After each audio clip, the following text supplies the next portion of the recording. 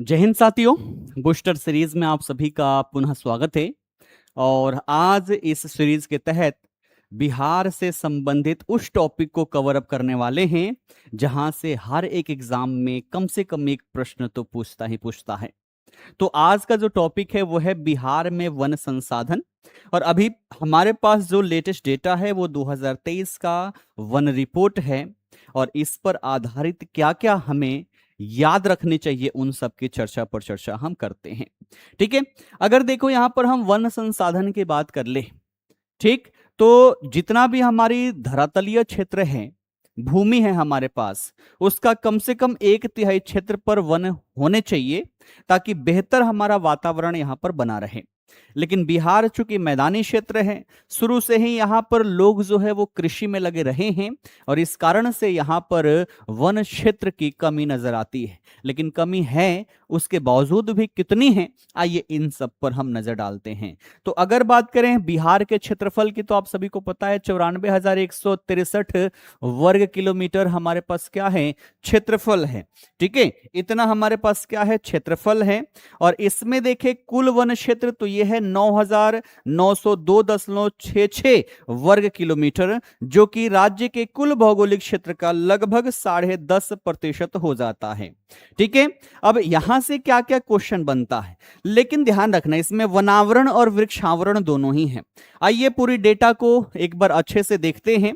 सबसे पहले बात करें बिहार का भौगोलिक क्षेत्रफल, तो यह है 94,163 वर्ग किलोमीटर। और कुल भौगोलिक क्षेत्र का मात्र 8% क्षेत्र पर हमारे पास वनावरण है, जो कि 7,532.45 वर्ग किलोमीटर हो जाता है। वहीं 2.52% भूमि पर हमारा वृक्षावरण है, जो कि वर्ग किलोमीटर में 2,370.21 हो जाता है। अर्थात दोनों को मिला दे, वनावरण और वृक्षावरण दोनों को मिला दे, तो ये दोनों हो जाता है 9,902.66 वर्ग किलोमीटर, जो कि राज्य के कुल भौगोलिक क्षेत्र का 10.52% क्षेत्र हो जाता है। वहीं झाड़ियों की बात करें तो ये लगभग 280 वर्ग किलोमीटर क्षेत्रों पर हमारे झाड़ियां जो हैं ये यहां पर विस्तारित हैं। वहीं बात करें महत्वपूर्ण तथ्य की, तो ध्यान रखना एक हमारे पास राष्ट्रीय उद्यान है और एक टाइगर रिजर्व भी है। दूसरा टाइगर रिजर्व बन रहा है कैमूर वन्यजीव अभ्यारण्य, लेकिन वर्तमान में हमारे पास वाल्मीकि टाइगर रिजर्व है जो कि पश्चिम चंपारण में है। इसके साथ साथ ध्यान देने वाली बात क्या है, कुल हमारे पास वनावरण जो है वो कितना है, 7,532.45 वर्ग किलोमीटर। लेकिन वनों को भी हम उनके क्षेत्रफल के आधार पर, उनकी सघनता के आधार पर 3 कैटेगरी में डिवाइड करते हैं। वैसे क्षेत्र जहां पर 70% से ज्यादा सघनता हो उनको बोलते अति सघन वन, और ये मात्र हमारे पास 333.22 वर्ग किलोमीटर है, जो कि कुल भौगोलिक क्षेत्र का 0.35% हो जाता है। मध्यम सघन वन का मतलब हुआ कि जहां पर सघनता 70 से लेकर 40% तक हो, और ऐसे वन क्षेत्र हमारे पास 3,018.28 वर्ग किलोमीटर है, जो कि कुल भौगोलिक क्षेत्र का 3.21% हो जाता है। और एक ऐसा क्षेत्र जो जिसकी सघनता 40% से कम हो उनको बोलते ओपन फॉरेस्ट, खुले वन, और ये राज्य में सबसे ज्यादा है। और ये देखें तो 4,180.95 यानी कि 4,181 वर्ग किलोमीटर क्षेत्रों पर फैला हुआ है, जो कि राज्य के कुल भौगोलिक क्षेत्र का 4.44% पर है। ठीक है। वही बात करें झाड़ियों की, तो झाड़ियों के बारे में हमने अभी अभी यहां पर चर्चा कर लिया। तो अगर पूछे कि बिहार में किस प्रकार के वन सर्वाधिक है, तो आप क्या बताओगे कि जो हमारे ओपन फॉरेस्ट है, खुले वन है, ये बिहार में सबसे ज्यादा है। अब बात करें यहां पर जिलेवार वन क्षेत्र की, तो सर्वाधिक वन क्षेत्र वाले जिलों की बात करें तो सबसे ज्यादा वन क्षेत्र कैमूर के पास है। उसके बाद दूसरे नंबर पर पश्चिम चंपारण, फिर रोहतास, फिर जमुई, और फिर आपका गया क्षेत्र हो जाएगा। सबसे कम वन क्षेत्र वाले जिलों की बात करें तो नंबर 1 पर है शेखपुरा, उससे थोड़ा सा ज्यादा है अरवल, फिर जहानाबाद, फिर बक्सर, और फिर सिवाना जाता है। ये टॉप 5 वो जिले हैं जिनके पास सबसे ज्यादा वन क्षेत्र है, और ये टॉप 5 वो जिले हैं जिनके पास सबसे ज्यादा वन क्षेत्र है। इनके पास सबसे कम, इनके पास सबसे ज्यादा वन क्षेत्र हो जाता है। ठीक है, क्लियर। उसके बाद से अगर हम बात करें जिलेवार तुलना, तो प्रतिशतता के आधार पर भी पूछा जाता है। तो प्रतिशतता के आधार पर भी पूछे कि सबसे ज्यादा वन क्षेत्र कहां पर है, तो आप बताओगे कैमूर, है ना, 30.51% यहां पर वन क्षेत्र है। दूसरे नंबर पर आ जाता है जमुई, तीसरे नंबर पर आ जाता है मुंगेर। और न्यूनतम प्रतिशत वनावरण वाला जो जिला है, एक नंबर पर है शेखपुरा, दो पर बक्सर और तीसरे नंबर पर कौन हो जाता है, सीवान हो जाता है। अब इन सब से अगर नजर डाले, क्या एक तथ्य सामने आ रही है कि दक्षिण पश्चिम एवं पहाड़ी जिले जो हैं यहां पर वनावरण अधिक है, जबकि मैदानी जिलों में वनावरण क्या है, कम है। कारण क्या है, तो वहां पर कृषि कार्य बड़े स्तर पर होता है, इसलिए जंगलों की कटाई शुरुआती दौर में बड़े स्तर पर वहां पर की गई थी। इसके बाद से बात करें, अब थोड़ी सी तुलना कर ले 2021 और 2023 में क्या क्या परिवर्तन आए।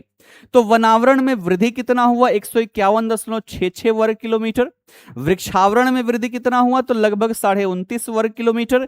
टोटल वृद्धि की बात करें जिसमें वनावरण वृक्षावरण दोनों हैं, तो यह है 181.27 वर्ग किलोमीटर की वृद्धि दर्ज की गई।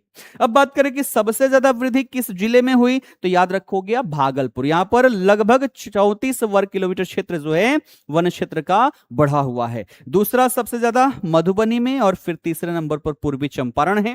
प्रमुख कमी वाले वन क्षेत्र में कमी भी आती है, तो यहां पर लगभग 35.5 वर्ग किलोमीटर की कमी के साथ कैमूर नंबर 1 पे है, फिर नवादा और फिर यहां पर बेगूसराय हो जाता है। ठीक है, इसके पश्चात यहां पर देखिए क्या चीज, संरक्षित क्षेत्र। तो संरक्षित क्षेत्रों में एक हमारा राष्ट्रीय उद्यान है, बिहार का एकमात्र राष्ट्रीय उद्यान है जिसे वाल्मीकि राष्ट्रीय उद्यान के नाम से जाना जाता है। ये कहां पर है, ये पश्चिम चंपारण जिले में है।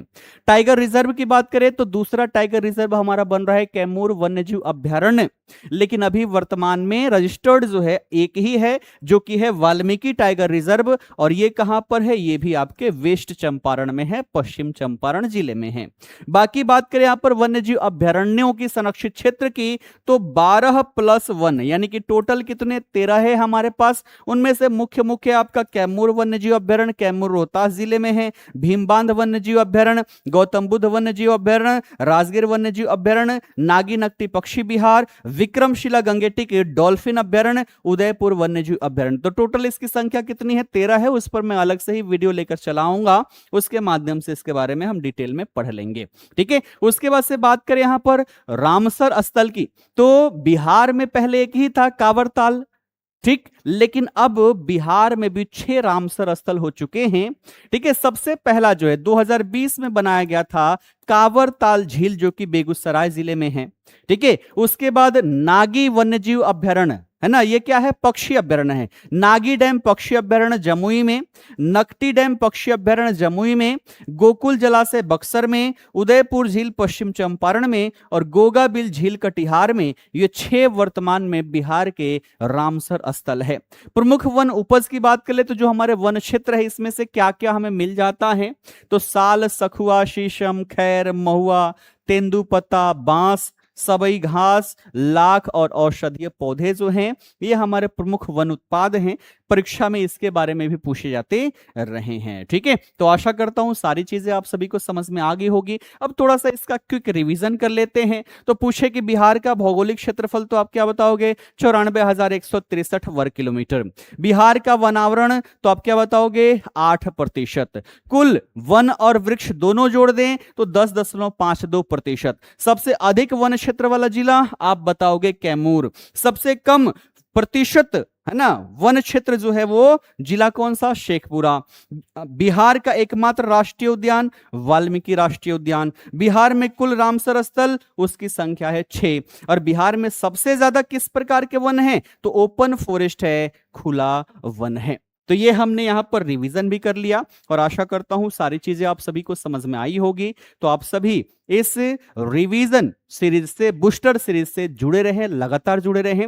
इसका मूल उद्देश्य यही है कि कम से कम समय में ज्यादा से ज्यादा रिवीजन करवाई जा सके। तो सेशन आप सभी को कैसा लगा कमेंट करके अवश्य ही बताइएगा, और अगला आप वीडियो किस पर चाहते हैं वो भी आप सभी कमेंट करके अवश्य बताइएगा। जिस पर ज्यादा वोटिंग होगी अगली वीडियो आपको 1 से 2 दिन में उसी टॉपिक पर मिल जाया करेगी। आप सभी का बहुत बहुत धन्यवाद।